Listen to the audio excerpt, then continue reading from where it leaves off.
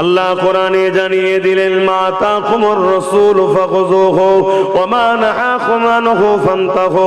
এ দুনিয়ার মানুষেরা, আমি তোমাদের জন্য আমার রাসূলকে পাঠিয়ে দিলাম। আমার নবী যা আদেশ করছে মেনে নাও, আমার নবী যা নিষেধ করছে ছেড়ে দাও।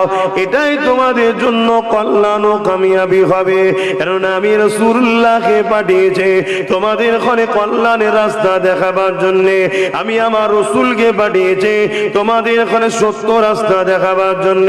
আমি আমার রাসূলকে পাঠিয়েছি তোমাদের ঘরে হিদায়াতের রাস্তা দেখাবার জন্য। কামিয়াবি তারা হবে যারা হযরত মুহাম্মদ রাসূলকে মেনে নেবে। কথা বুঝছেন না, বোঝেন না? এর জন্য আমরাই দোষী। এর জন্য কারা দোষী? আমরাই। কেন? আমরা আমাদের পাওনা পাচ্ছি, আমরা আমাদের পাওনাটা পাচ্ছি। যা ওদিকে আলোচনা করছি না, পৃথিবী জুড়ে নতুন করে আবার যেন এই আলোচনা করাকে বন্ধ করে দাও, ওই আলোচনা করা বন্ধ করে দাও, কিতাবুল মাগাজির কথা বন্ধ করে দাও, কোরআনের মাহফিলকে বন্ধ করে দাও, দ্বীন ইসলামের আলোচনা বন্ধ করে দাও। আবার একদল মিডিয়া, তারা মিডিয়া খুললি দেখা যাবে দিন রাত কুকুরের মতো ইসলামের বিরুদ্ধে ভোগছে। আছে না? দিন রাত ধরে একদল, সবাই নাই, মিডিয়া খুললি দেখা যায় ঘেউ ঘেউ ঘেউ করেই দিচ্ছে। করছে না? করেন? এ যুবকেরা শুনে রেখে দাও, তুমি আমি বাঁচবো কি জানি না, তোমার আমার অস্তিত্ব থাকবে কি জানি না, তোমার আমার সুস্থ জীবন থাকবে কি জানি না। কেননা তুমি আমি তো নামে মুসলমান, প্রকৃত ইমানের ইসলামের তো অনুসারী হতে পারলাম না। একটা প্রবাদ বাক্য আছে, নামে তাল পুকুর ঘটি ডোবে না, নামে মুসলমান হাকিকাতে রাসূলের আদর্শ নাই। তাই তুমি আমি কতটা সাহায্য আল্লাহর পাবো জানি না।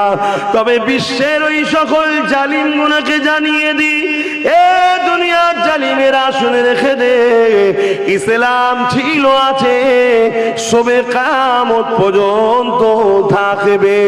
দুনিয়ায় হাজারো কুকুর চিল্লেছে, ইসলামকে মিটিয়ে দিবার জন্য মিটাতে পারেনি। তাদের মধ্যে একজনের নাম বলে যায় চিঙ্গিস খান, তাদের মধ্যে আর একজনের নাম বলে যায় হালাকু খান, তাদের মধ্যে আর একজনের নাম বলে যায় বুশ, তাদের মধ্যে আর একজনের নাম বলে যায় আমার দেশে যে রাজত্ব চালিয়েছিল হতভাগা আকবর তার নাম। সেও চেষ্টা করেছিল কোরআনকে মিটিয়ে দেব, দ্বীনে ইলাহি বার করেছিল তার বিরুদ্ধে। আল্লাহ তাকে মিটিয়ে দিয়েছে। কোরআন আজ লক্ষ কোটি মানুষের হৃদয়ের মধ্যে রয়ে গেছে। আরো জোরে বলুন সুবহান।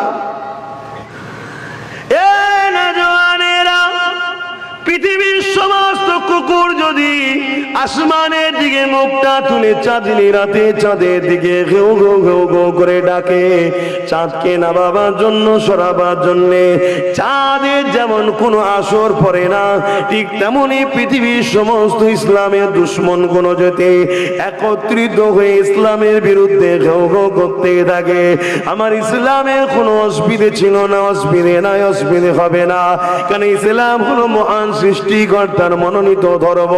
কিন্তু বিষয় হলো এটাই, তুমি আমি তো মিটে যাব।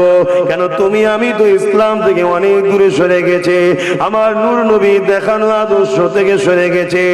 এই যুবকেরা, তরুণেরা, বাবেরা, তাই বলে দিয়ে যায় আমার নবী পাককে বলো করুন, লাকাদ কানা লাকুম ফি রাসূলিল্লাহি উসওয়াতুন হাসানা। এ দুনিয়ার মানুষেরা, আমি তোদের সৃষ্টিকর্তা আল্লাহ বলে দিই, তোদের জন্য সব থেকে উত্তম মডেল করে দিয়েছে আমার নূর নবী মুহাম্মদ রাসূলুল্লাহকে। আমার নবী পাককে মডেল হিসাবে মেনে না, আমার নবীর আদর্শে জীবন করো।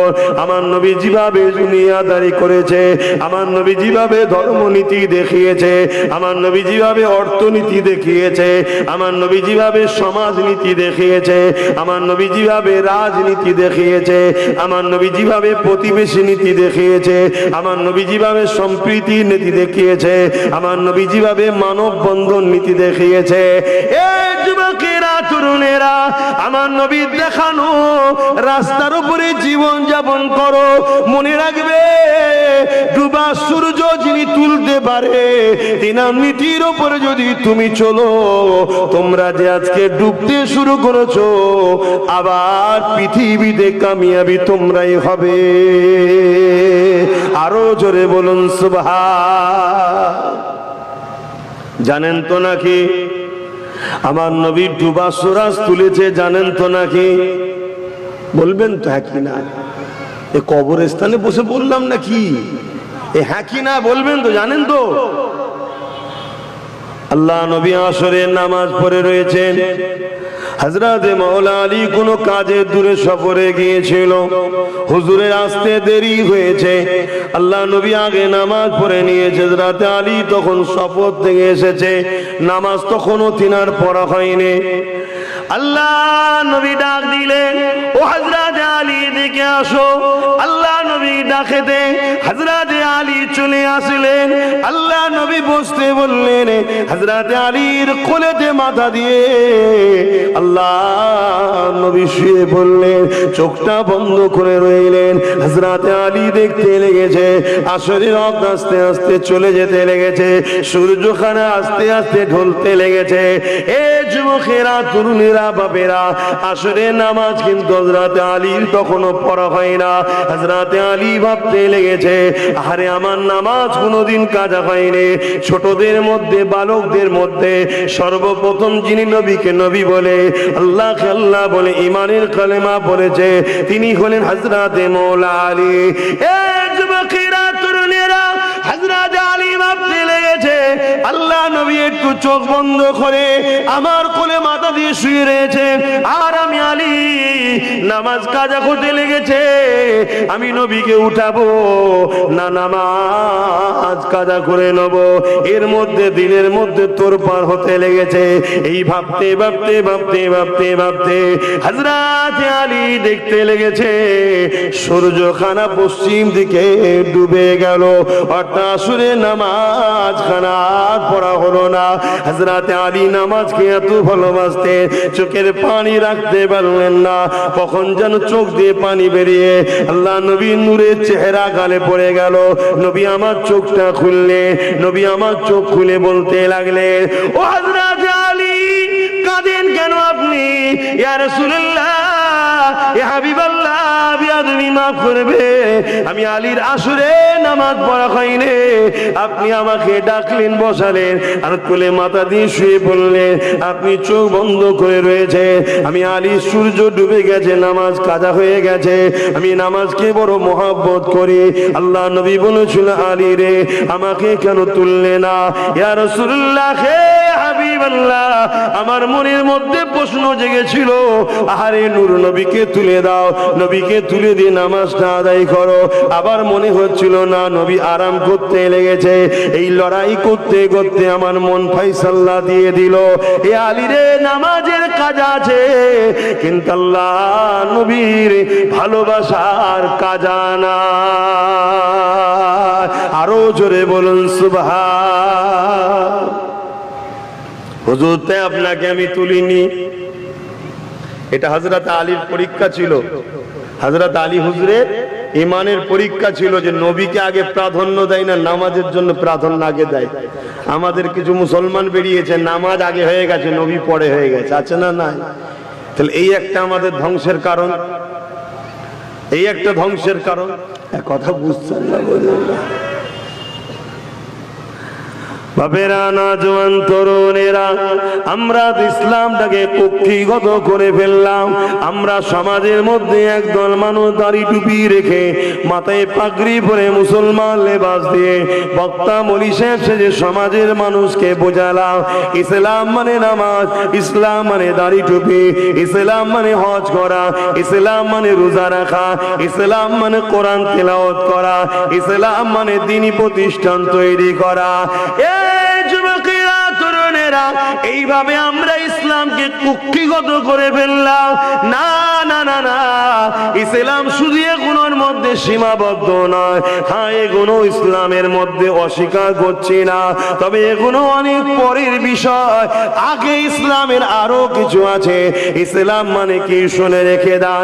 ইসলাম মানে প্রথম তুমি একত্ববাদের বিশ্বাস করো, অর্থাৎ তোমার সৃষ্টিকর্তার উপরে বিশ্বাস করো। দ্বিতীয় নম্বর হলো কোনো অন্যায় থাকলে ওই অন্যায়কে হাত দিয়ে রাখো, ওই অন্যায়কে মিটিয়ে দাও, ওই জুলুমকে বন্ধ করে দাও। তৃতীয় নম্বর হলো ওই জুলুম বন্ধ করে দিয়ে সমাজের বুকে নাই সত্য শান্তি প্রতিষ্ঠিত করো। এর নাম হলো ইসলাম। বুঝতে পারছেন আপনারা? দাড়ি তো দিনকে দিন বেড়ে যাচ্ছে, রোজা তো বেড়েই যাচ্ছে, মসজিদও বেড়ে যাচ্ছে, টুপিও বেড়েছে, জলসাও বেড়েছে, মাদ্রাসাও বেড়েছে, কিন্তু মুসলিম পাড়াতে বলো তো দেখি এতিমের মাল ছেড়ে খাওয়া বন্ধ হয়েছে। বিধবাদের উপরে বেইনসাফি জুলুম করা কি বন্ধ হয়েছে? কথা বল। ইসলাম আছে কই? যুবকেরা, মন দিয়ে শোনেন, ইসলাম কাকে বলে? আল্লাহ নবী 570 খ্রিস্টাব্দে বাড়ির রবিউল আউয়াল সোমবার শবে সাদেকের সময় দুনিয়া জমিনে এসেছিলেন। কি জন্য এসেছিলেন? এই পৃথিবীর জমিনে তৎকালীন শাসক যারা ছিল, কিসরা থেকে, কাইসার থেকে, রোম থেকে শুরু করে, পারস্য থেকে শুরু করে, তারা পৃথিবীর জমিনের মানুষগুলোকে দাস-দাসী গোলাম বানিয়ে দিয়েছিল। এই পৃথিবীতে নারী জন্ম নিলে তাদেরকে জ্যান্ত জ্যান্ত পুঁতে দেওয়া হতো। এই পৃথিবীর মায়েদের ঘরে ছেলেরাই হত্যা করত, এই পৃথিবীর বাপেদের ঘরে সন্তানরাই হত্যা করত। এই পৃথিবীর গরিব যুবকগুলোর গলাতে লোহার বেড়ি পরিয়ে, কোমরে লোহার শিকল দিয়ে বিভিন্ন বাজারে পশু বিক্রির নাই বিক্রি করা হতো। আর ধনীরা লেবার হিসাবে কিনে নিয়ে যে তাদের উপরে জুলুম অত্যাচার করত। যেমন হযরতে বেলালের উপরে উমাইয়া অত্যাচার জুলুম করেছিল, খরিদ করে নিয়ে যে এই অমানবিক অত্যাচার জুলুম পৃথিবী ভরে গিয়েছিল।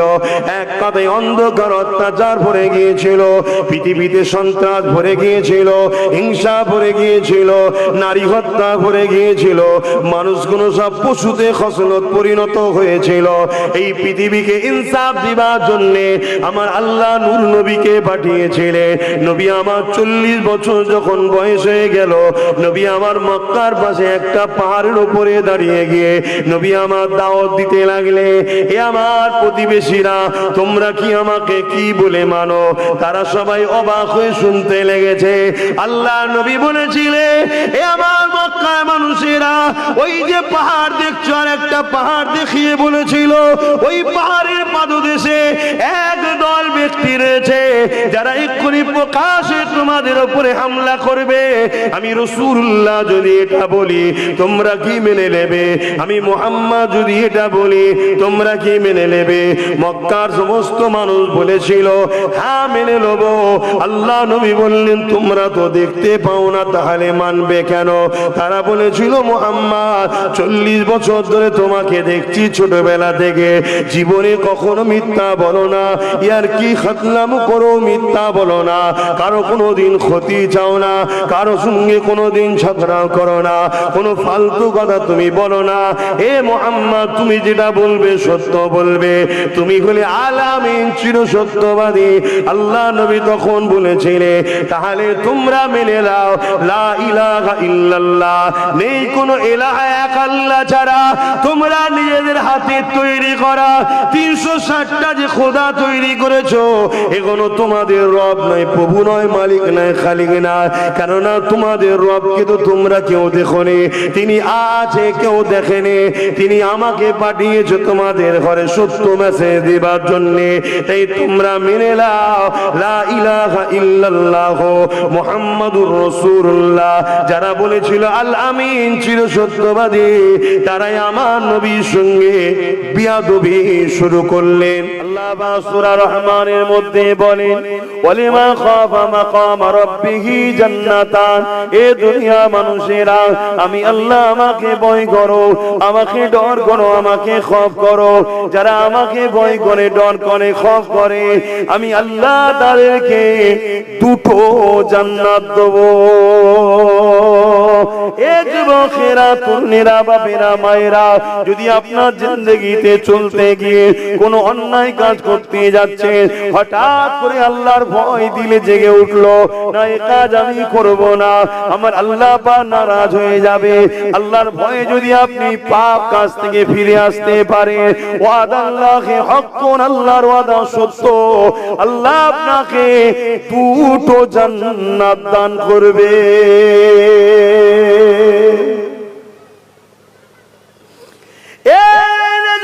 তরুণেরা, এবার আব্বা জানেরা, এবার আম্মা জানেরা, আজ কোরআনিয়া মাদ্রাসা, ইসলামিয়া মাদ্রাসা আজকে আপনারা জলসায় এসেছেন।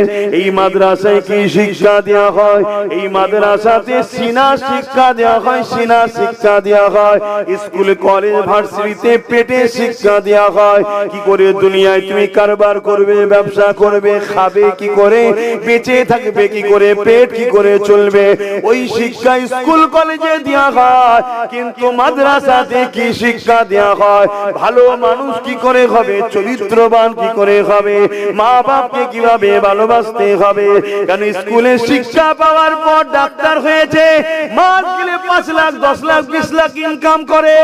কিন্তু এমন অনেক ডাক্তারের মা বৃদ্ধাশ্রমে রয়েছে, কিন্তু মাদ্রাসায় শিক্ষা করা মসজিদের ইমাম হয়েছে, মাসটা গেলে 4000, 5000 পায়, কোন রকম চলে। কিন্তু একটা দেখাতে পারবেন না মাকে বাদ দিয়ে মাদ্রাসার ছেলে নিজে খেয়েছে। মাদ্রাসায় কি শিক্ষা দেওয়া হয় বুঝলেন তো নাকি? মাদ্রাসায় শিক্ষা দেওয়া হয় মানুষ হওয়ার শিক্ষা দেওয়া হয়। স্কুলে মানুষ হওয়ার শিক্ষা দেওয়া হয় না, পেটের শিক্ষা দেওয়া হয়। আমি চ্যালেঞ্জের সাথে বলছি, চ্যালেঞ্জের সাথে বলছি, না স্কুলে শিক্ষিত আমরা দেখছি তো।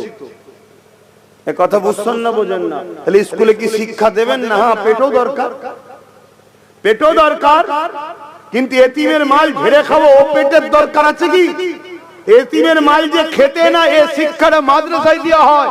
আর এতিমকে লুটে খাও, এতিমকে লুটলে যে পাপ হয়, এই শিক্ষা কিন্তু স্কুলে দেওয়া হয় না। কিছু বুঝতে পারছেন? মাদ্রাসাতে কি শিক্ষা দেওয়া হয়? মাদ্রাসাতে বড়দের সম্মান, ছোটদের স্নেহ, গরিবকে সাহায্য করা। মাদ্রাসাতে কি শিক্ষা দেওয়া হয়? এ যুবকেরা, তরুণেরা, বাপেরা, মাদ্রাসাতে শিক্ষা দেওয়া হয়। আল্লাহ নবীকে জিজ্ঞাসা করা হয়েছিল, ইয়া রাসূলুল্লাহ, হাবিবাল্লাহ, সব থেকে ইসলামে ভালো কাজ কোনটা? আল্লাহ নবী বলেছিলেন, খোদার্থ মানুষকে খানা খাওয়ানো। এটা মাদ্রাসায় শিক্ষা দেওয়া হয় যে খোদার্থ মানুষকে খানা খাওয়ালে সব থেকে বেশি ভালো কাজ হয়। এ যুবকেরা, তরুণেরা, বাপেরা, মাদ্রাসায় কি শিক্ষা দেওয়া হয়? মাদ্রাসায় শিক্ষা দেওয়া হয় এতিমের মাথায় যদি কেউ হাত বোলায়, আল্লাহ নবী জানিয়ে দিলে সে যেন আমি রাসূলুল্লাহ, আমার মাথায় হাত বোলালো। এতিমকে কেউ যদি পরনার কাপড় দেয়, সে যেন রাসূলুল্লাহকে কাপড় দিল। এতিমের কেউ যদি পিপাসা মিটায়, পানি পান করায়, সে যেন রাসূলুল্লাহকে পানি পান করালো। আল্লাহ নবী আরো বলেছে, এতিমকে যদি কেউ খানা খাওয়ায়, আমি রাসূলুল্লাহ জানিয়ে দিই জান্নাতে তাদের খানা খাবো। আরো জোরে বলুন সুবহান। কথা বুঝছেন না, বোঝেন না? মাদ্রাসাতে কি শিক্ষা দেওয়া হয়? মাদ্রাসাতে দেশ প্রেমের শিক্ষা দেওয়া হয়। তাই তো আমার দেশে 200 বছর ব্রিটিশ শাসন করেছে, কোনো মায়ের লাল ছিল না ব্রিটিশদেরকে তাড়াবে। পরেতে অনেক দাদা বেরিয়েছিল আমি হিরো আমি হিরো, কিন্তু শুনে রাখেন ব্রিটিশের বিরুদ্ধে সর্বপ্রথম যে লড়াই করেছিল তার নাম হলো টিপু সুলতান। সেও মাদ্রাসার ছেলে ছিল। তারপর ব্রিটিশদের বিরুদ্ধে যুদ্ধ করা ফরজ ঘোষণা দিয়েছিল সে অন্য কেউ নয়, আব্দুল আজিজ মুহাদ্দিস দেহলভী রাহমাতুল্লাহ আলাইহি। তিনিও হলো মাদ্রাসার সন্তান। তাই দিল্লির বুকে 50,000-এর উপরে মাদ্রাসার ছেলেরা মাতৃভূমির জন্য জীবন দিয়ে দিয়েছে। এই যে দেশকে ভালোবাসতে হয়, এই শিক্ষাটা আমার মাদ্রাসা থেকে পাওয়া যায়। আজকে যারা মাদ্রাসার বিরোধী করছে তাদেরকে খেয়াল করে দেখুন, তারা দেশের সম্পদ চুরি করে বিদেশে পাঠাচ্ছে, সুইস ব্যাংকের টাকা পাঠাচ্ছে, দেশের জিনিসপত্র চুরি করে নিচ্ছে, দেশকে খুগলা করে দিচ্ছে, দেশকে শেষ করে দিচ্ছে। যত দেশের গাদ্দার গুলো আছে তারা কখনো চায় না মাদ্রাসা থাক। কেন? মাদ্রাসা থাকলে হুব্বুল ওয়াতান শিখবে, দেশকে ভালোবাসবে। দেশকে লুটতে আমরা যখন যাব, কেউ না বিরোধী করুক, মাদ্রাসার ছেলে আব্বাস সিদ্দিকী বিরোধী করবে। এই মাদ্রাসা তৈরি করতে দিও না। না থাকবে বাস, না থাকবে মাসুরি, না থাকবে মাদ্রাসা, না থাকবে দেশের চোরদের বিরুদ্ধে কথা বলা। শুনছেন না? শুনে তাহলে মাদ্রাসার দুশমন কারা বুঝতে পারছেন না? হযরত আবু বকর সিদ্দিক আমার নবী পাককে ভালোবেসেছিলেন, কেমন মহব্বত করেছিলেন শুনে রেখে দেন। হযরত আবু বকর সিদ্দিক আমার নবী পাকের দরবারে এলেন, আর সাহাবা হুজুররা বসে রয়েছে। এ বাপের এইদিকে, আপনারা এইদিকে শুনুন, ওরা ওদের কাজ করবে না। এটাও দরকার আছে তো নাকি? এই মাদ্রাসা বাঁচাবার জন্য দরকার আছে। আমাদের তো সরকার নেই দিগার মতো বিশাল মন্দির করে দেবে যে আমাদের একটু মাদ্রাসা করে দেবে, একটা সব 22 সেকেন্ডে পড়বে। এ আছে নাকি কেউ? আমাদের তো কেউ নেই। যাদের সরকার তাদের জন্য করে দিচ্ছে। এ না জওয়ান তরুণীরা, বাপেরা, আমার নবী পাকের প্রেমিকেরা, মন দিয়ে শুনে রেখে দান, জেনে রেখে দান। আল্লাহ নবী দরবারেতে হযরত আবু বকর সিদ্দিক পৌঁছালেন। সাহাবা হুজুরগণ বসে রয়েছে। আল্লাহ নবী সাহাবা হুজুরদের সঙ্গে কথা বলছে। এক একটা সাহাবা হুজুর আমার নবী পাককে এক একটা বিষয় শোনাতে লেগেছে। কোন সাহাবা হুজুর উঠে দাঁড়িয়ে গিয়ে বলে, ইয়া রাসূলুল্লাহ, হাবিবাল্লাহ, আমাকে নামাজ পড়তে বড় ভালো লাগে। ইয়া রাসূলুল্লাহ, হাবিবাল্লাহ, আমার মনে হয় আমি সর্বসময় রুকু সিজদার মধ্যে থাকব, কিয়ামের মধ্যে থাকব, কিরাত তিলাওয়াতের মধ্যে থাকব। ইয়া রাসূলুল্লাহ, হাবিবাল্লাহ, আমাকে নামাজ বড় ভালো লাগে।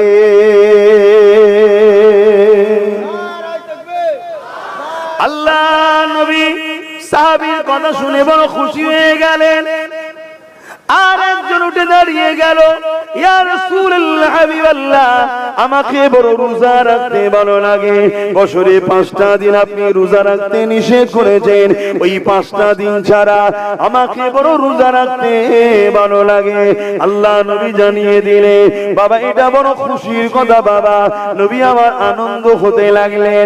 আর এক সাহাবী বলতে লাগলেন, ইয়া রাসূলুল্লাহ, হাবিবাল্লাহ, আমাকে হজ করতে বড় ভালো লাগে। সর্বসময় মনে হয় আল্লাহর কাবাকে আমি তওয়াফ করব। লাব্বাইক আল্লাহুম্মা লাব্বাইক, লাব্বাইক লা শারীকা লাক লাব্বাইক, ইন্নাল হামদা ওয়ান নি'মাতা লাক ওয়াল মুলক লা শারীকা লাক। আল্লাহর কাবাকে তওয়াফ করতে যাব, আল্লাহর কাবাকে তওয়াফ করতে থাকব। ইয়া রাসূলুল্লাহ, হাবিবাল্লাহ, আমি সাহাবী, আমাকে এটা বড় ভালো লাগে। আর এক সাহাবী উঠে বললেন, ইয়া রাসূলুল্লাহ, হাবিবাল্লাহ, আমাকে বড় রোজা রাখতে ভালো লাগে। কেউ বলে নামাজ পড়তে ভালো লাগে, কেউ বলে হজ করতে ভালো লাগে।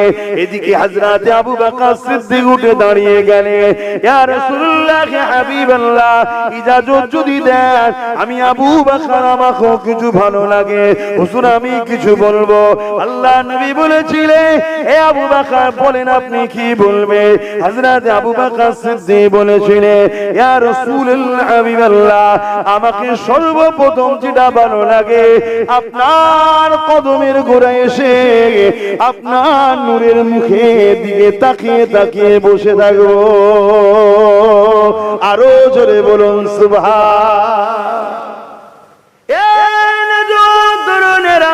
হযরত আবু বকর সিদ্দিক রাদিয়াল্লাহু তাআলা 3 নম্বর বলতে লাগলেন, ইয়া রাসূলুল্লাহ হাবিবাল্লাহ, আমাকে সর্বসময় আপনার কদমের কাছে বসে থাকতে ভালো লাগে।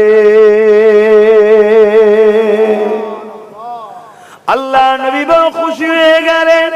নবী আমার হাত তুলে দিলেন, ও রব্বি আল্লাহ পাক, আবু বকরের তামান্নাকে কবুল করে নাও। আবু বকর আমাকে বড় মহব্বত করেছে, আবু বকর আমাকে বড় প্যার করেছে।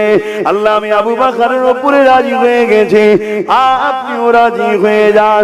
এ যুবকেরা, তরুণেরা, বাপেরা, মনে রাখবেন মহব্বত তো প্রমাণ দিতে গেলে আপনার কষ্টের মেহনতের অর্থ থেকে আল্লাহর রাস্তায় খরচ করতে হবে। তাই তো আমার আল্লাহ বলে দিলেন, তোমরা জানো মাল আমার রাস্তায় খরচ করো, এর বিনিময়ে তোমরা আমার থেকে জান্নাত নাও। জান্নাত এমনি এমনি পাওয়া যাবে না, জান্নাত দিতে গেলে আপনাকে আল্লাহর রাস্তায় জান মাল খরচ করতে হবে। এ যুবকেরা, তরুণীরা, বাপেরা, আমার নবী পাক সাল্লাল্লাহু আলাইহি ওয়াসাল্লামের দোয়া কবুল হয়ে গেল। হযরত আবু বকর সিদ্দিক আমার নবী পাককে দেখতে সব সময় পছন্দ করেছে। তাই হীরা গুহার মধ্যে আমার নবী পাক সাল্লাল্লাহু আলাইহি ওয়াসাল্লাম যখন সফরে মেরে গিয়েছিলেন, যেমন করে মদিনা ইয়াসরিবে রওনা দিতে লাগলেন, ওই গুহার মধ্যে সিদ্দিক আকবরের কোলে আমার নবী মাথা রেখে একটু আরাম করছিল। আবু বকর সিদ্দিক একেবারে সামনে থেকে আমার দয়া নবীকে দেখতেছে। ব্যাপারটা হচ্ছে ভালোবাসার কথা যারা ভালোবাসে তারা ছাড়া বুঝতেও পারবে না এই প্রেমের কথা। কথা মাথায় ঢুকছে? অন্য কেউ বুঝতেও পারবে না। দ্বিতীয় কি বলেছিলেন? হুজুর আমি কষ্ট করে ইনকাম করব, এটাকে আপনি না চেয়ে নিজের মনে করে খরচ করবেন।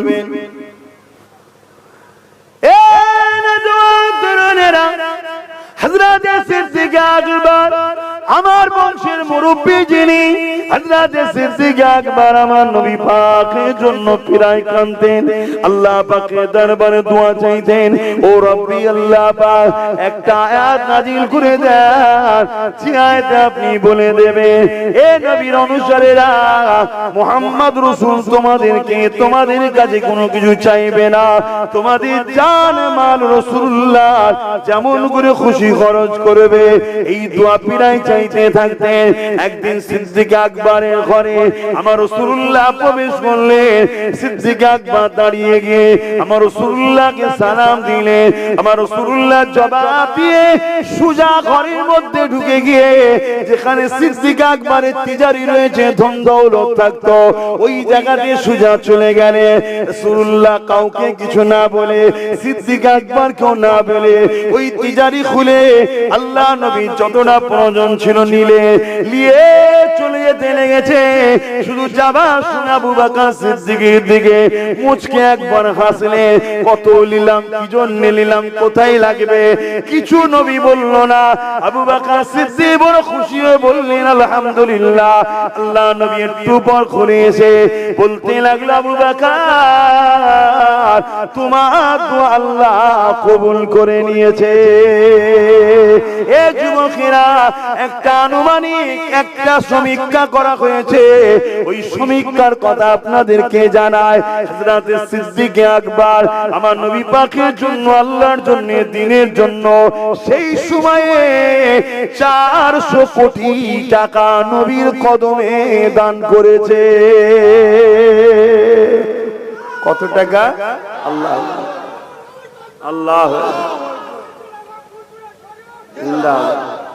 আল্লাহ। কত টাকা? সেই সময়ের কথা বলছি, 400 কোটি নবীর কদমে দিয়েছে। আজ 1000-এই আমাদের কষ্ট। কি কষ্ট হয় না? হয় না? কথা বলুন।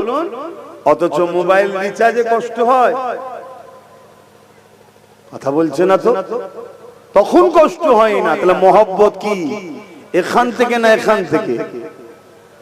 এখানে মহব্বত থাকলে কষ্ট হয় না। কথা মাথায় ঢুকছে না? ঢুকে নে।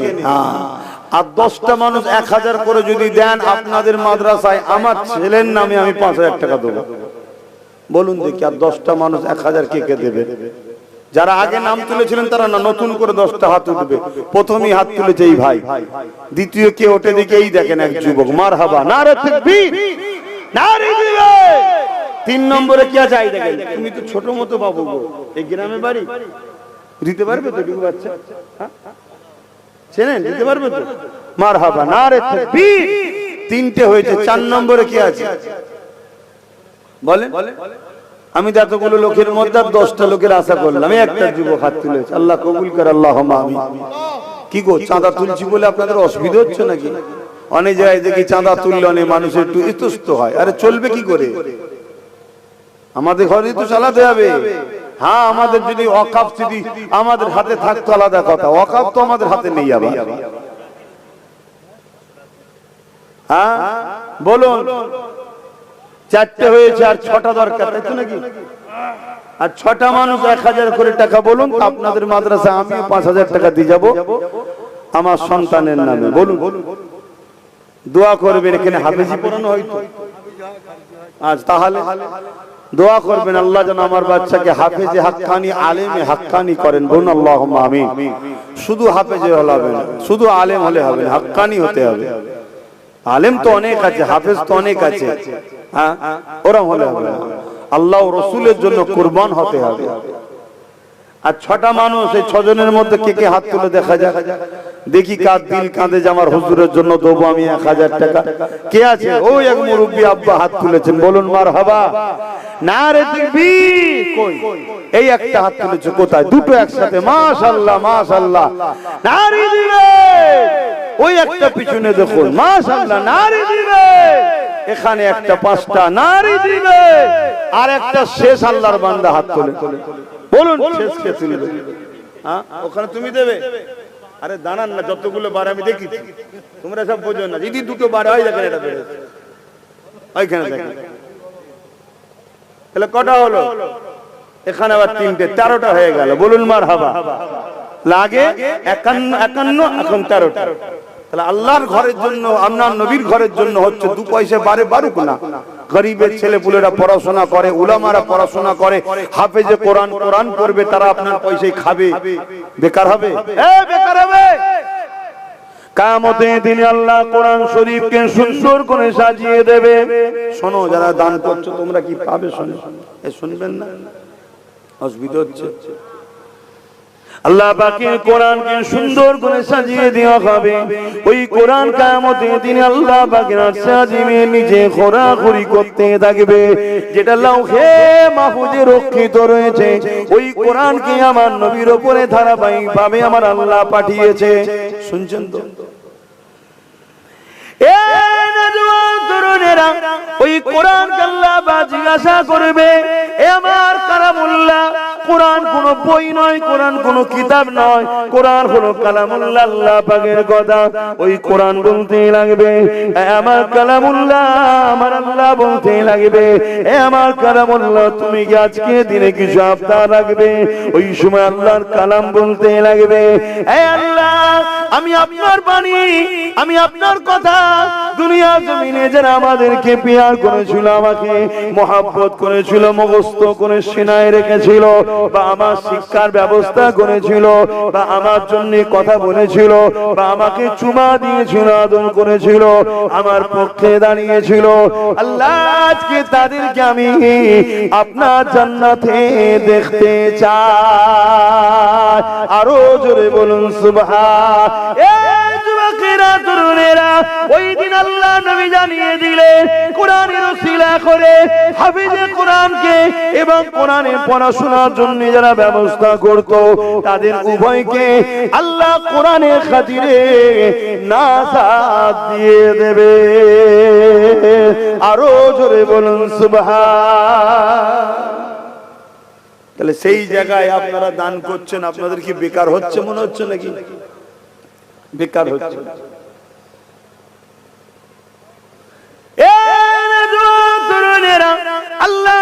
জানিয়ে দিলেন 3 শ্রেণীর মানুষ বেহিসাব জান্নাতে যাবে। তার মধ্যে এক শ্রেণী হলো উলামায়ে হাক্কানি, যাদেরকে রাসূল বলেছেন উলামা ওয়ারাসাতুল আম্বিয়া, নবীর ওয়ারিস, তারা বেহিসাব জান্নাতে যাবে। দ্বিতীয় নম্বর হলো কারা?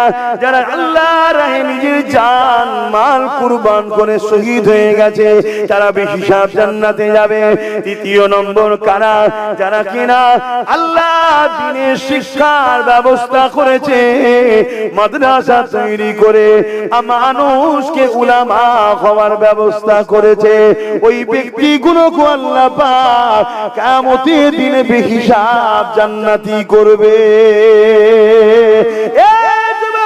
তরুণেরা, আমার আল্লাহ বড় দয়ালু গো।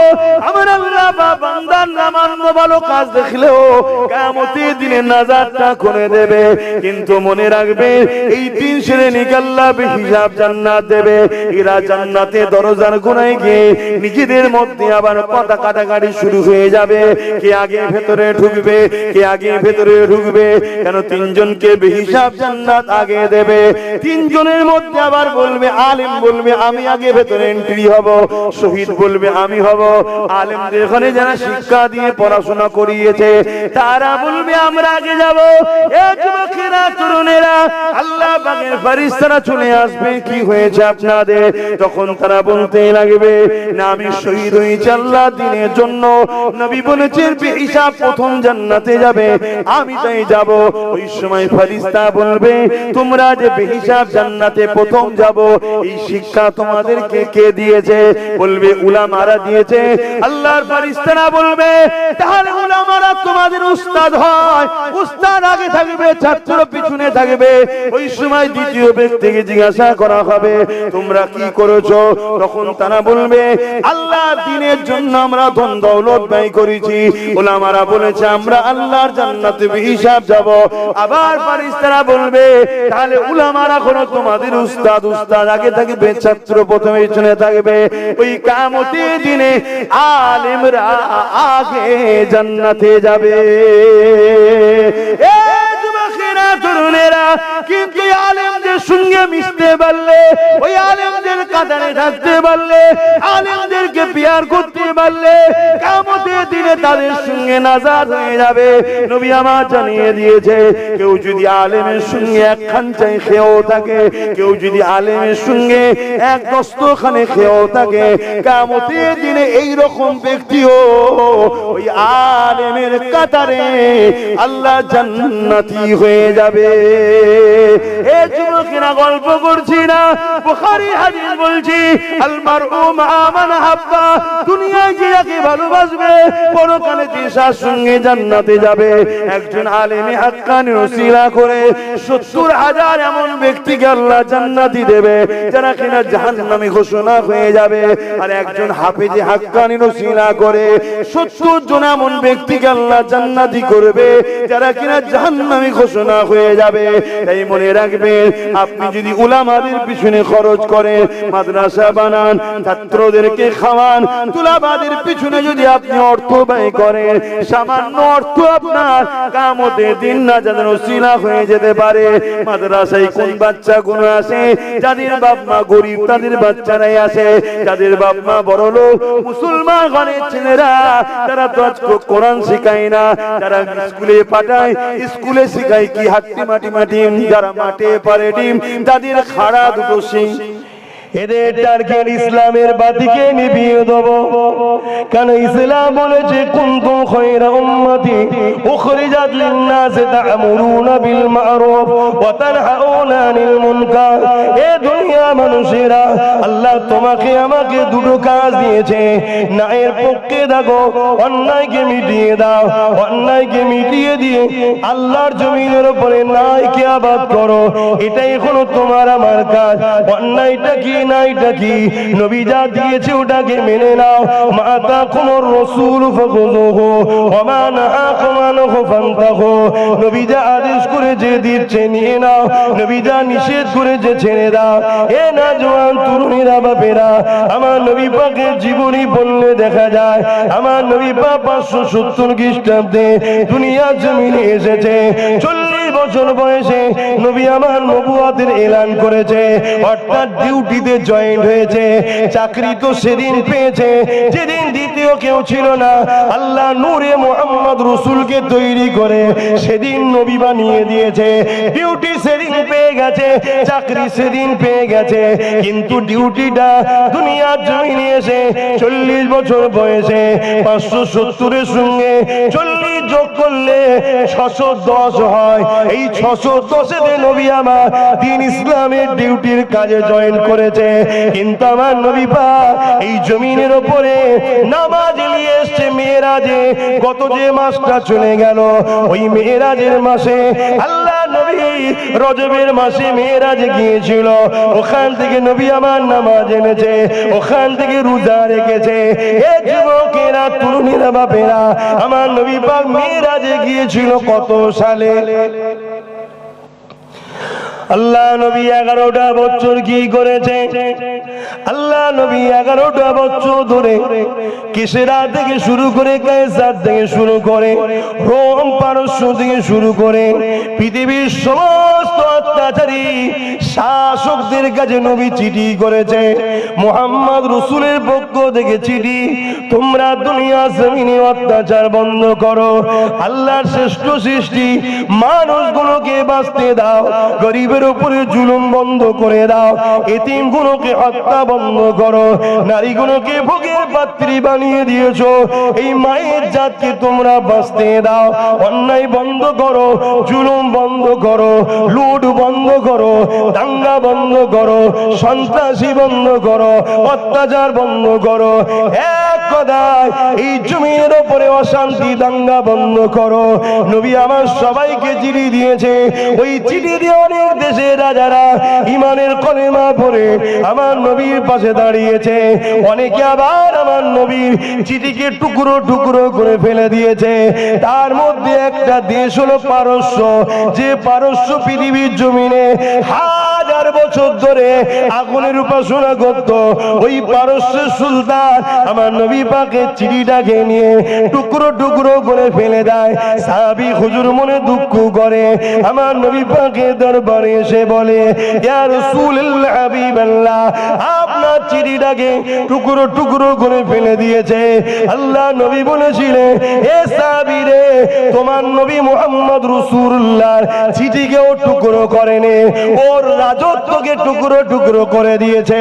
এই কথা নবী পাক বলে দিলে কয়েকদিন যেতে না যেতে খবর এসে গেল। কি খবর এলো? পারস্য সুলতান ছিল বড় নারী পিপাসিত, খারাপ লেভেলটা সত্যটা বলতে হচ্ছে। সে প্রতিদিন তার বিছানাতে জোর জবরদস্তি করে কুমারী মেয়েদের ঘরে, গরিবের বেটিদের ঘরে উঠিয়ে নিয়ে আসে তার জোর করে। আজও আমাদের সমাজে, আমার বাংলা তো এমন লিডার আছে যারা গরিবের বেটিদের ঘরে জোর করে উঠিয়ে নিয়ে যায়। কিন্তু এই বিষয়ে উলামাদের মুখে কথা নাই, এই বিষয়ে আলেমদের মুখে কথা নাই, এই বিষয়ে যুব সমাজকে জানানো হয় না।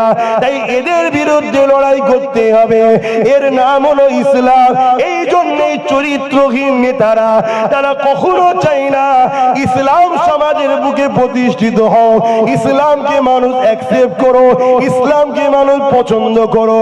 কারণ ইসলাম যদি থাকে তাহলে আমার মতো চরিত্রহীন লিডার, এই নারীদের দেহ শোষণ বন্ধ হয়ে যাবে।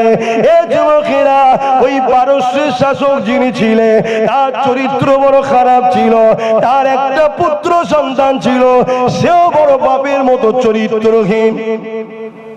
বাপ কা বেটা সিপাহী কা ঘোড়া, কুছ না হতো থোড়া থোড়া, তাই তো নাকি? আল্লাহ নবী বললেন, আখিরি জামানায় উলামা দুই ধরনের হবে। আল উলামা ওয়ারাসাতুল আম্বিয়া, সবাই দাবি করবে আমি নবীর ওয়ারিস, কিন্তু উলামা দুই ধরনের হবে।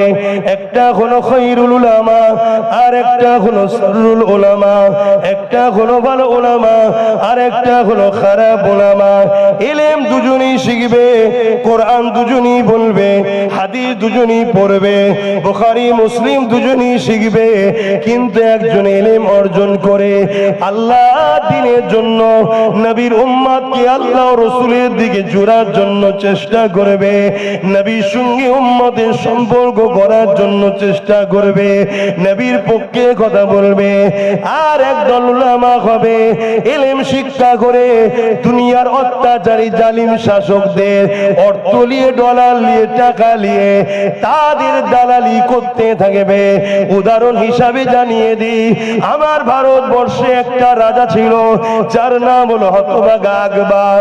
এই আকবর উলামা মুফতি মাওলানাদেরকে অর্থ দিয়ে খরচ করে তাদের দ্বারা কোরআনের বিরুদ্ধে একটা কিতাব লিখেছিল, যে কিতাবটার নাম হলো দ্বীনে ইলাহি।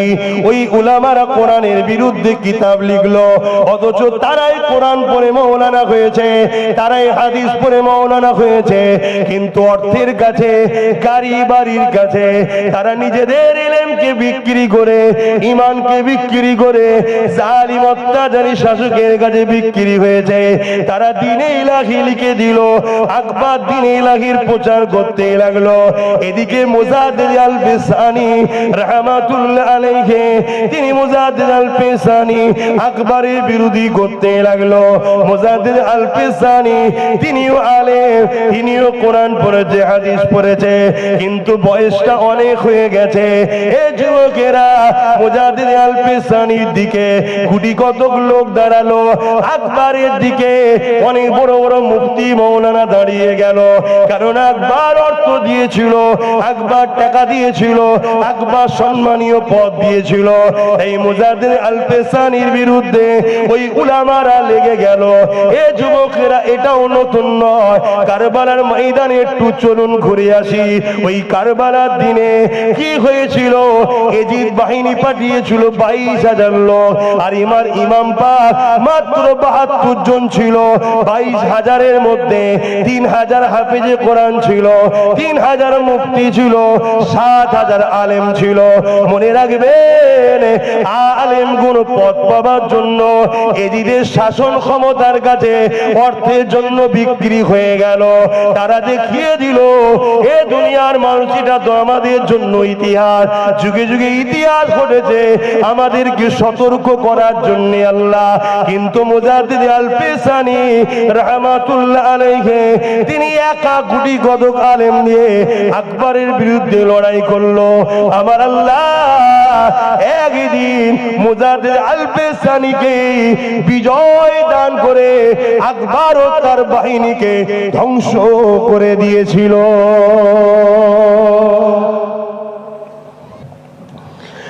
ওয়াজের মাহফিলে যাবেন, উলামা দিওকে বলুন আমার নবী পাকের আলোচনা করুন। উলামারা যখন উম্মতকে শোনাবে আমার নবী পাক সাল্লাল্লাহু আলাইহি ওয়াসাল্লাম তিনার কথা শোনাতে লাগবে। এ যুবকেরা, তরুণেরা, বাপেরা, আমার নবী পাক সাল্লাল্লাহু আলাইহি ওয়াসাল্লাম কোন রাস্তা দিয়ে যখন যেত, ওই রাস্তার বালি কোনা, পাথর, গাছপালাগুলো আমার নবী পাককে সালাম দিত, আসসালাতু আসসালামু আলাইকা ইয়া রাসূলুল্লাহ, হাবিবাল্লাহ। এই উম্মত যখন এই কথাটা শুনবে, এই যুব সমাজের হৃদয়ে আমার নবীর প্রেম বাড়বে না কমবে? বলুন বলুন। এই যুব সমাজকে যখন শোনানো হবে, এ যুবকেরা আমার নবীর নেতৃত্ব মানো, আমার নবীকে লিডার বলে মানো, আমার নবীকে পথ প্রদর্শক বলে মানো, আমার নবীর মতো মডেল দ্বিতীয় জমিনে আসেনি। আর আমার নবী পাক সাল্লাল্লাহু আলাইহি ওয়াসাল্লাম এত বড় লিডার ছিলেন। একদিন আবু জেহেল এমন করে হাবিব ইয়ামানিকে নিয়ে এসে আমার নবী পাকের কাছে প্রশ্ন করলো, হে মুহাম্মদ, আসমানে কিছু করে দেখাও। আমার নবী পাক আসমানের দিকে তাকালে একটা চাঁদ উঠেছে, গোলাকার চাঁদ। আল্লাহ নবী বললেন, এ হাবিব ইয়ামানি রে, এই চাঁদ থেকে কি দুটুকরো করে দেবো? হাবিব ইয়ামানি বলল, এটা কি করে হতে পারে? চুপ হয়ে রয়ে গেল। আল্লাহ নবী চাঁদ আঙুলটাকে তুলে আকাশের চাঁদের দিকে ইশারা করলো, সঙ্গে সঙ্গে চাঁদ খানা দুটুকরো হয়ে যায়। এই জায়গায় আর একটা কথা বলে দিই, শোনেন। একদিন এক সাহাবী আমার নবী পাকের দরবারে আসলেন, আল্লাহ নবীকে সালাম দিয়ে বলতে লাগলেন, ইয়া রাসূলুল্লাহ হাবিবাল্লাহ, আমার একটা উট রয়েছে, ওই উটটা পাগল হয়ে গেছে। আল্লাহ নবী সাহাবীর সময় আমার নবী পাকে দরবারে এলেন, ইয়া রাসূলুল্লাহ হাবিবাল্লাহ, আমার উটটা পাগল হয়ে গেছে, মানুষকে ধরে ধরে কামড়াতে লেগেছে। আল্লাহ নবী বললেন, চলো বাবা গিয়ে দেখি। বাবা সাহাবা হুজুররা অবাক হয়ে গেলেন। এ যুবকেরা, আল্লাহ নবী ওই সাহাবীর বাড়িতে গেলেন। ওই সাহাবীর বাড়িতে যাবার পরে দেখতে লেগেছে ওই উটটা মানুষকে তাড়া করে কামড়াতে কামড়াতে ধরতে ধরতে যেতে লেগেছে। এ যুবকেরা, তরুণীরা, বাপেরা, ধরুন উটটা এই দিকে ছুটতে লেগেছে, নবী পাক এই দিকে যেতে লেগেছে। নবী এখন উটের পিছন দিক দিয়ে যাচ্ছে, উট সামনে দিকে ছুটতে লেগেছে। এই সময় সাহাবারা বলতে লাগলেন, ইয়া রাসূলুল্লাহ হাবিবাল্লাহ, ও বড় পাগল হয়ে গেছে, মানুষকে ধরে ধরে কামড়াতে লেগেছে, হুজুর আপনি যাবেন না, ওর কাছের দিকে আগাবেন না। আল্লাহ নবী বলতে লাগলো, এ বাবা সাহাবারা মন দিয়ে শোনেন, এ বাবা সাহাবারা, ওই উটটা তোমার নবী পাককে চেনে। নারে তাকবীর, নারে তাকবীর, আল্লাহ, ভাইজান হুজুর পীর কেবলা। উটটা তোমার নবী পাককে শুনছেন? আর নবীর গোলামদের ঘরে জীব জন্তুরা চেনে না? চেনে না? কথা বলো। আহা, আল্লাহ নবীর দিকে উটটা যখন ঘুরেছে আর আমার নবীর নূরের মুখখানা দেখতে পেয়েছে, উটটা ছুটে ছুটে এসে আমার নবী পাকের কদম মুবারকের উপরে নিজের মাথা রেখে দিয়ে বসে যায়। আরো জোরে বলুন সুবহান। এই যুবকেরা, তরুণেরা, এটা তো আমার নবীর শান। নবীর গোলাম যারা হয় তাদেরকে আল্লাহ কত শানওয়ালা করেছে শুনে রেখে দেয়। আমার মুজাদ্দিদ জামানের হাতে তৈরি করা বসিরহাটের বড় মাওলানা আল্লামা রুহুল আমিন রাহমাতুল্লাহ আলাইহি এবং আমার দাদা হুজুর পীর কেবলা একদিন জঙ্গলে যেতে লেগেছে। যে জঙ্গলটা সুন্দরবন এলাকার ভেতর দিয়ে যেতে হবে, গরুর গাড়ি করে যেতে লেগেছে।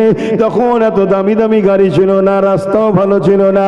ওই গরুর গাড়ি করে যেতে যেতে জঙ্গলের মধ্যে যখন ঢুকে গেছে, হঠাৎ করে দেখা যায় ওই গরুর গাড়ির যিনি চালক ছিলেন, লাফ মেরে হুজুর যে তাঁবুর মধ্যে গরুর গাড়ির ওপরে যে খাঁচা করা ছিল ওর ভেতরে ঢুকে পড়েছে।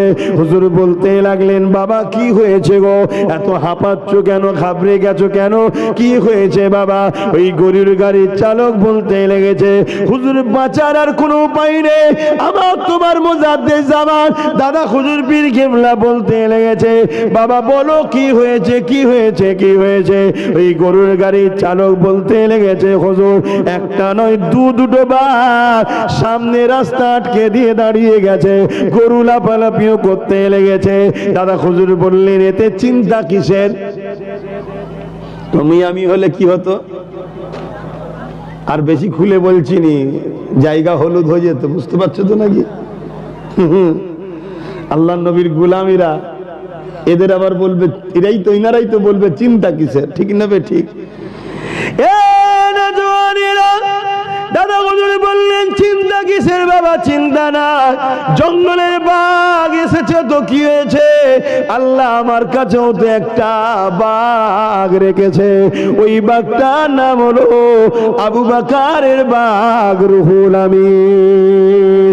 এ বাবা রুহুল আমিন, পর্দাখানা সরিয়ে একবার চেহারাটা দেখিয়ে দাও, যে আবু বকরের বাঘ রয়েছে, একবার দেখিয়ে দাও, দেখিয়ে দাও। আমার তো মনে হয় যেন বাঘ দুটো সত্যি দেখা করতেই এসেছিল। যখন পর্দা খানা সরিয়েছে, মুখটা রুহুল আমিন সাহেব বার করেছে, আর কিতাবের মধ্যে পাওয়া যায় বাঘ দুটো লেজ লাড়াতে লাড়াতে জঙ্গলের মধ্যে চলে গিয়ে রাস্তা ছেড়ে দেয়। আরো জোরে বলুন সুবহান। আল্লাহু আকবার, জিন্দাবাদ, জিন্দাবাদ। আল্লাহু আকবার, জিন্দাবাদ, হুজুর পীর কেবলা, জিন্দাবাদ, হুজুর পীর কেবলা। আল্লাহর ওলির হন, আমার নবীর গোলাম হন, জঙ্গলের বাঘও আপনাদের কিছু ক্ষতি করবে না, নবীর গোলাম হন। শুনছো আমার যুবকরা? শুধু এটা নয়, আরেকটা দাদা হুজুরের খলিফার কথা বলবো, অসুবিধা হচ্ছে না তো? এটা হলো প্রতাপ চন্দ্র সেন, তার নাম কি নাম? প্রতাপ চন্দ্র সেন, দাদা হুজুরের খলিফা। আপনি বলবেন কি নাম রে বাবা?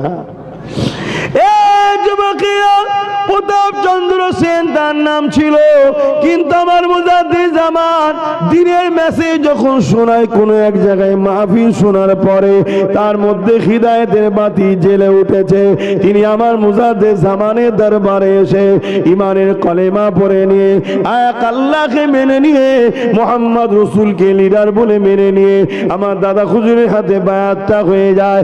অনেক বড় কথা সংক্ষেপ জায়গায় বলি, দীর্ঘদিন হুজুরের দরবারে থাকার পরে হুজুরের কাজ হুকুম শোনার পরে হুজুর আমার একদিন বলতে লাগলো, বাবা তোমাকে আমি হুকুম দিচ্ছি তুমি জঙ্গলে গিয়ে আল্লাহর ইবাদতে মশগুল হয়ে যাও। দাদা হুজুর তিনার নাম রেখে দেয় সুফি আব্দুল মোমিন, তুমি যাও বাবা জঙ্গলে চলে যাও বাবা। আবু বকর সিদ্দিক দাদা হুজুরের হুকুম শুনে তিনার মুরিদ যখন জঙ্গলে চলে যায়, ওই জঙ্গলে যাবার পরে জঙ্গলের ভেতরে যখন ঢুকতে লেগেছে, অপর দিক থেকে এক হিংস্র বাঘ আগিয়ে আসতে লেগেছে।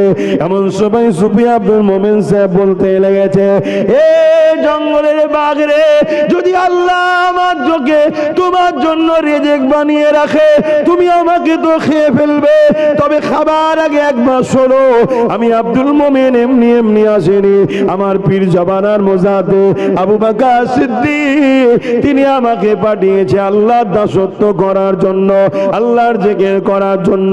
কিতাবের মধ্যে লেখা আছে। এই কথাটা শোনার সাথে সাথে ওই জঙ্গলের বাঘখানা আব্দুল মোমিন সাহেব হুজুরের গায়ে এসে বিড়াল যেমন গা ঘষে পোষা বিড়াল ওই রকম গা ঘষতে লেগেছে। আরো জোরে বলুন সুবহান আল্লাহু আকবার, জিন্দাবাদ জিন্দাবাদ। আল্লাহর ওলিদেরকে পিয়ার করো, নবীর গোলাম হও। এই মাসে 6 তারিখে সুলতানে গরিবে নওয়াজ খাজা মঈনুদ্দিন আজমিরি হুজুরের ওফাত হয়েছিল, ইন্তেকাল হয়েছিল। তিনি আমার নবী পাকের আওলাদ ছিলেন এবং নবী পাকের বড় আশিক দিওয়ানা গোলাম ছিলেন। তাই গরিবে নওয়াজেরও একটা কথা বলতে লাগে, এসেছিলাম অনেক কথা বলবো বলে, কিন্তু আপনাদের পরিস্থিতি দেখে বলার হলো কোথায়, তাই সংক্ষেপে একটু বলে যেতে লেগেছে। কেন মেরাজের অনেক ঘটনা রয়ে গেল যেগুলো আর বলা হলো না, সময়ের দিকে খেয়াল করে সংক্ষেপ করতে হলো। এই গরিবে নওয়াজ এই মাসে ইন্তেকাল করেছিলেন। এই গরিবে নওয়াজের মাজারকে নিয়ে আজকে আমার দেশের একদল জালিমরা প্ল্যান করছে, গরিবে নওয়াজের মাজারকে ভেঙে দিবার প্ল্যান করছে। এ যুবকেরা তরুণেরা কেন ভাঙতে চাইছো তোমরা? 850 বছর হয়ে গেল কি 800 বছর হয়ে গেল, কেন ভাঙতে লেগেছো? এই জন্য ভাঙতে লেগেছে আজকের দিনে গরিবে নওয়াজের মাজারে শুধু মুসলমান যায় না, সাধারণ মানুষ যায় না, নেতা খেতা মন্ত্রী সিএম পিএম সবাই যায়। এবং শুধু যাই তা নয়, আজও গরিবে নওয়াজের মাজারে যাওয়ার পরে অমুসলিমদের মধ্যে থেকে গরিবে নওয়াজের রুহানি ফয়েজে লাখো লাখো লাখো লাখো মানুষ আল্লাহ আল্লাহ নবীর প্রেমিক হয়ে যাচ্ছে। এ যুবকেরা তরুণেরা, আমার গরিবে নওয়াজ যখন হিন্দুস্তানে এসেছিলে 90 লক্ষ মুসলিম গরিবে নওয়াজের হাতে হাত দিয়ে ইমানের কালেমা পড়েছিল। আমার গরিবে নওয়াজ যখন হিন্দুস্তানের জমিনে এসেছিল অনেক বাধা এসেছিল, প্রতিটা রাস্তার মোড়ে মোড়ে পুলিশ দাঁড় করিয়েছিল, প্রতিটা রাস্তার মোড়ে মোড়ে প্রশাসন দাঁড় করিয়েছিল, মিলিটারি তার সেনাকে দাঁড় করিয়ে দিয়েছিল। মঈনুদ্দিন যেন আজমুন করে হিন্দুস্তানে না ঢুকতে পারে, মঈনুদ্দিন আজমিরি যেন না আসতে পারে। কিন্তু সবার সামনে দিয়ে আমার গরিবে নওয়াজ দিল্লির জমিনে চলে আসলে।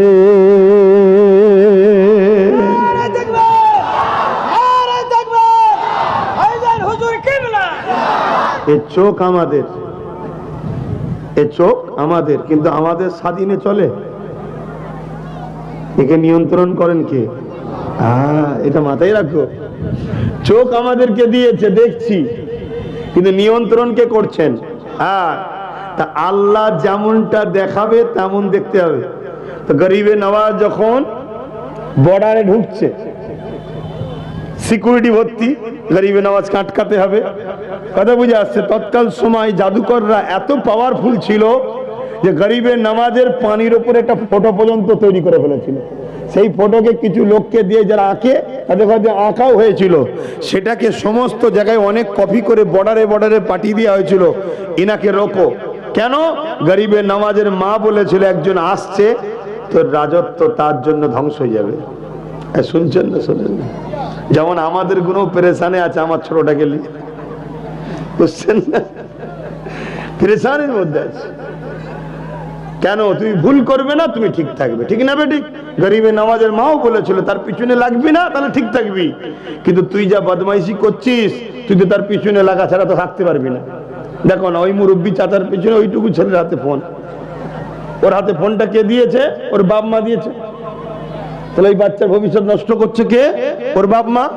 বড় হলে পড়াশোনা করবে না, চোর ডাকাত খুনি হবে, বেঈমান নেতারা ওকে পয়সা দিয়ে দিলে মার্ডার করাবে, দেশদ্রোহী কাজ করাবে, তারপর দিন পেপারে হাইলাইট হবে, দেখো মুসলমানরা সমাজ বিরোধী। কথা বুঝছেন না? বোঝেন না? তাহলে বাপ মাই তো ছেলেদেরকে নষ্ট করছে। এই মাহফিলে ওয়াজ করা সম্ভব নয়। আসেন সালাম দেবো ইয়া নবী,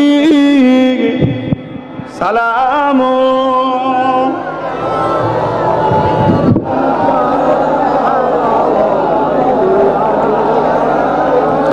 ইয়া নবী, মদিনা হতে সব কিছুই পারেন দেখিতে, মোদের লাশ কবরে রাখিলে লইবেন আপন করে। নবী সালাম ইয়া রাসূল, সালাম ইয়া হাবিব, সালাওয়াতুল্লাহ। সকলে গায়ে গায়ে বসুন। বালাগাল উলা বিকামালিহি।